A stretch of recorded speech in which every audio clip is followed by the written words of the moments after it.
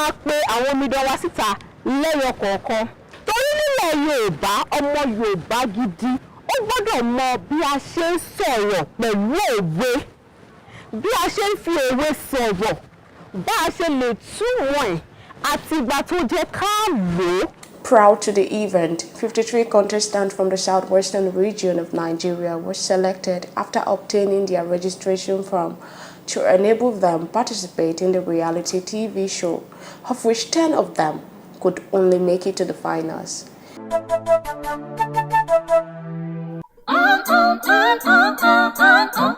Omidan Asa, Asa, Asa, Asa, Omidan. Omidan Asa. Dédé àsìkò yìí o, orúkọ mi ni Omidan Títílayé Aládésùyì Àbẹ̀ní. Mo wá láti ilé ẹ̀kọ́ gíga poli ti Ìré tó wà ní ìpínlẹ̀ Ọ̀ṣun. Mo jẹ́ ọmọ bíbí Oǹdó ní Ọ̀wọ̀. Ìdí tí mo fi ń kópa nínú ìdíje yìí ni wípé mi ò mi mọ̀ nípa èdè Yorùbá dáadáa, ṣùgbọ́n mo rò pé tí n bá kópa nínú ìdíje yìí ó máa fún mi láǹfààní láti mọ̀ nípa àṣà Yorùbá. Ẹ ṣé gan.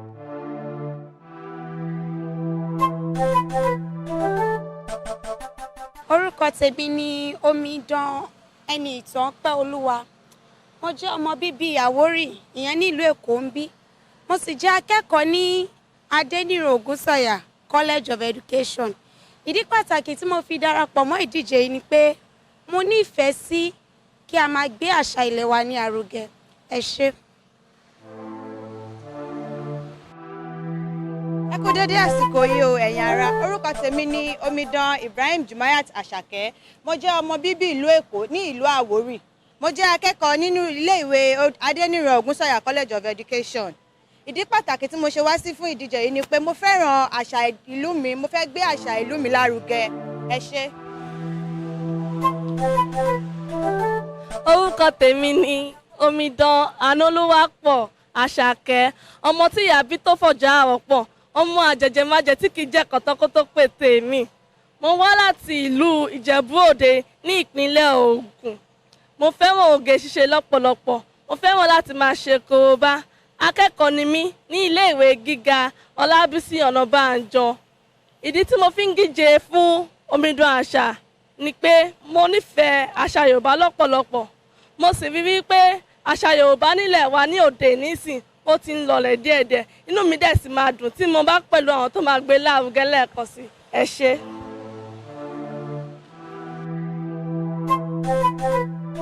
Ẹ kú dédé àsìkò yìí o. Orúkọ tèmi ni Omidan Òkìkíọlá Àyọ̀ká.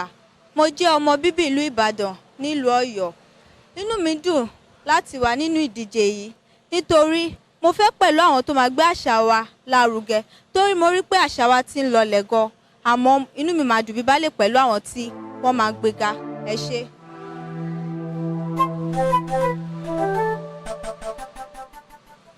Ẹ kú dédé àsìkò yìí. Orúkọ mi ni Omidan Àṣàfà Ọmọbọ́láńlé Àmọ̀kẹ́. Mo jẹ́ ọmọ bíbí ìlú Ìwó ní ìpínlẹ̀ Ọ̀ṣun. Mo jẹ́ ọmọ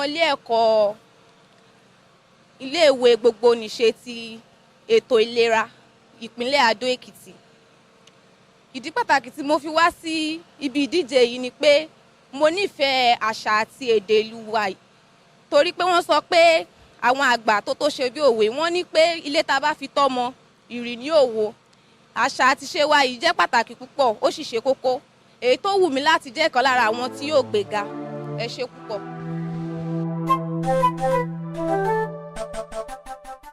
Ẹ kú dédé àsìkò yìí gbogbo ẹ̀yin aráalé. Orúkọ tèmi ni Alimi Aishat Àṣàkẹ́, ọmọ bíbí ìlú Ìbàdàn nílé gbélé kalẹ̀. Èmi lọmọ adálé ọmọ àpéwájú yọ ọmọ ajífọjọ́ gbogbo dára bí egbin. Mo lẹ́nílé mo sùn lẹ́ẹ̀kan mo láṣọ́lé mo rìnrìn òhò lọ́balùwẹ̀. Ọ̀rọ̀ olúmọ̀lúsẹ̀gì yọkọ mi sọ́bà àǹtí àrùn mi gbọ́dọ̀ ló dẹ nílò rẹ̀. Mo wà nínú káràkátà. Mo kó ipa nínú Omidan Asa láti gbé àṣà àti ṣe ìlú mi lárugẹ. Ẹ ṣé púpọ̀. Ẹ kú dédé yìí o. Orúkọ tèmi ni Adékùsíbẹ̀ S. Adéṣọlá. Mo jẹ́ ọmọ bíbí Ọ̀ṣun State. Mo dẹ̀ ṣojú Iléṣà. And ìdí tí mo dẹ̀ wá ń bì báyìí torí mo nífẹ̀ẹ́ àṣà èdè Yorùbá. Ẹ ṣé gan o.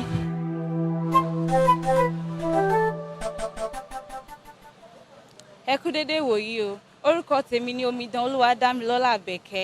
Mo jẹ́ ọmọ bíbí ìlú Ọ̀ṣun State ní Abule Ìlà Odò.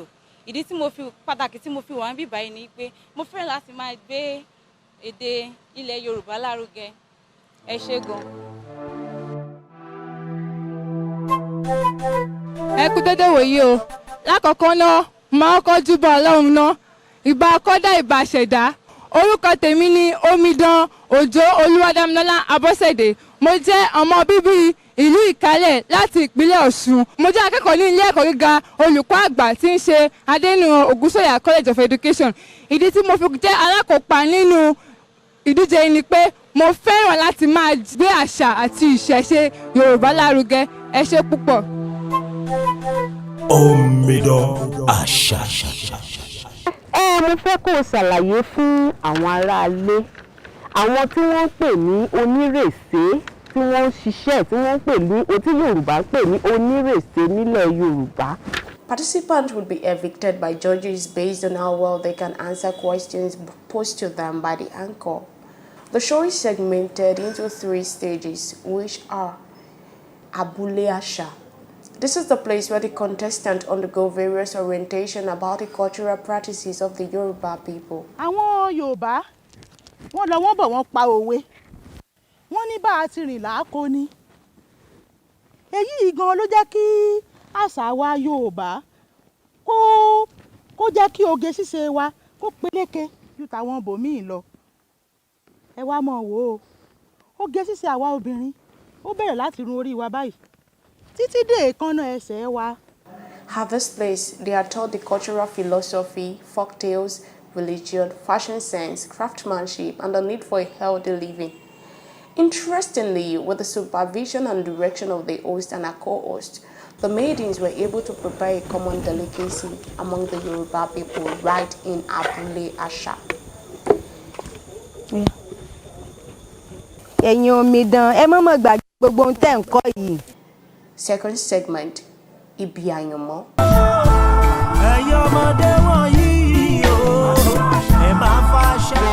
A máa pe àwọn omidan wa síta lẹ́yọ kọ̀ọ̀kan torí nílẹ̀ Yorùbá ọmọ Yorùbá gidi ó gbọ́dọ̀ mọ bí a ṣe ń sọ̀rọ̀ pẹ̀lú òwe, bí a ṣe ń fi òwe sọ̀rọ̀, bá a ṣe lè túmọ̀ ẹ̀ àti ìgbà tó jẹ́ ká lò ó. This is the place where the maidens are being questioned about what they learned in Abule Asa. Hence, some get evicted at this point. Ìwé tí mo ròyìn ni à ń pè ní òfin dáhùn.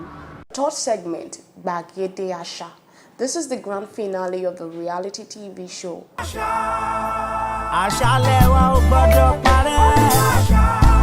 Ìtẹríba pẹ̀lú ọ̀yàyà la fi ṣoge. Yorùbá dùn lédè púpọ̀. A sì tún gba ilé àwùjọ. Olóyìnbó lu tí máa mẹ́kọ̀ọ́ bí gbóná. Omidan Asa. Ṣé rí Yorùbá pé Yorùbá pọ̀ Yorùbá fẹ̀ láti ìgbà yí àwọn bàbá wa oríṣiríṣi nǹkan ni wọ́n máa ń gbé kalẹ̀ gẹ́gẹ́ bí àṣà tó yẹ pé òye ni wọ́n fi gbé kalẹ̀. Ṣé ó ti yé wa nǹkan tá à ń sọ? Irú àwọn nǹkan bíi èèwọ̀ ní ìsìn wọ́n fi ṣe nígbà míì fún ètò ìdáàbòbò. Àwọn kan máa ń sọ wípé èèyàn gbọ́dọ̀ jókòó sẹ́nu ọ̀nà pé téèyàn bá ti jókòó sẹ́nu ọ̀nà tó bá ń jẹun oúnjẹ yẹn ò ní lọlẹ̀. N tó lè túmọ̀ sí ni wípé béèyàn bá jókòó sẹ́nu ọ̀nà tó ń jẹun ẹnì kan tẹ̀lé dédé máa sáré bọ̀ láti ojú òde tó kọlu ẹni yẹn gbà àkàsàpà lórí wọ́n wá sọ di èèwọ̀ wípé ẹni yìí kò gbọdọ̀ jókòó sẹ́nu ọ̀nà tó bá ń jẹun pé tó bá ti ń jẹun lẹ́nu ọ̀nà báyìí kò ní yó kò dé rí bẹ́ẹ̀ ṣùgbọ́n tóun bá sọ di èèwọ̀ ọ̀pọ̀lọpọ̀ àṣẹ pàápàá àwọn ọmọ ọ̀sìn wọn á wò pé táwọn bá tiẹ̀ ṣe kí ló fẹ́ ṣẹlẹ̀ ṣùgbọ́n nígbà tó bá ṣẹlẹ̀ tán kọ́ Yorùbá pé o. Omidan Asa. Omidan Asa, Asa, Asa, Asa, Omidan.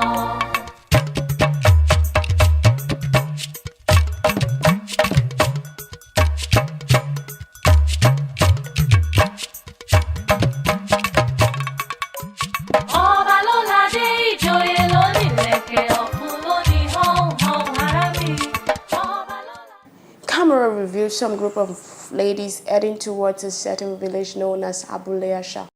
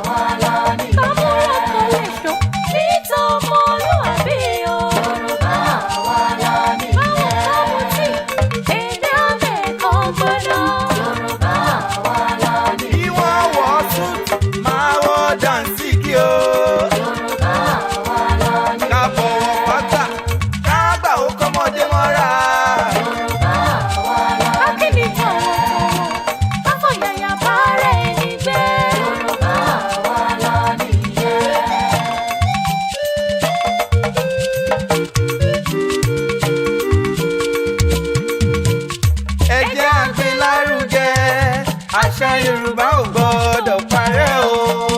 Ẹ jẹ́ a gbé lárugẹ, àṣà Yorùbá ò gbọdọ̀ parẹ́ o.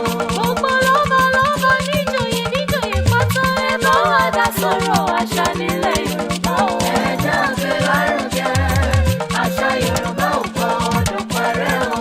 Iyì tó bẹ lára àṣà àti ìṣe wa kò gbọdọ̀ wọ́pọ̀ lọ. Ẹ jọ̀wọ́. Ẹ jẹ́ a gbé lárugẹ, àṣà Yorùbá ò gbọdọ̀ parẹ́ o. Omidan àṣà, àṣà, àṣà, àṣà omidan. Ẹ̀lẹ́ o, ẹ̀yin omidan àṣà,